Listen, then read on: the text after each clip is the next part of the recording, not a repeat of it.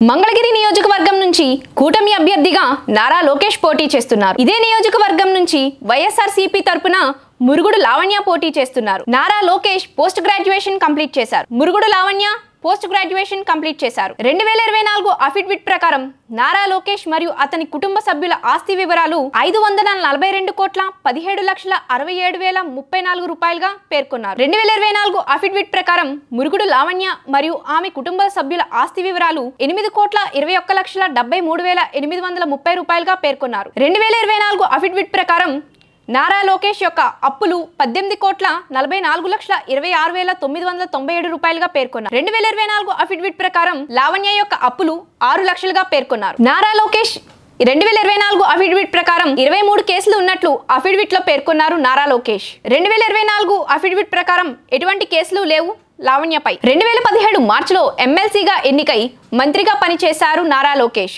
TDP జాతీయ ప్రధాన కార్యదర్శిగా ఉన్నారు. 2019 ఎన్నికల్లో ఇక్కడ నుండి పోటీ చేసి ఓడిపోయారు. తిరిగి మంగళగిరి నుంచి పోటీ చేస్తున్నారు. 2017 మార్చిలో ఎమ్మెల్సీగా ఎన్నికై మంత్రిగా పనిచేశారు. నారా లోకేష్ టీడీపీ జాతీయ ప్రధాన కార్యదర్శిగా ఉన్నారు. 2019 ఎన్నికల్లో ఇక్కడ నుండి పోటీ చేసి ఓడిపోయారు. తిరిగి మంగళగిరి నుంచి పోటీ చేస్తున్నారు. రాజకీయ కుటుంబం నుంచి వచ్చిన వ్యక్తి మురుగుడు లావణ్య. ఆమె మావయ్య గారు ప్రస్తుతం వైసీపీ ఎమ్మెల్యేగా ఉన్నారు. తొలిసారి ప్రత్యక్ష ఎన్నికల్లో నారా లోకేష్తో ఢీ కొడుతున్నారు.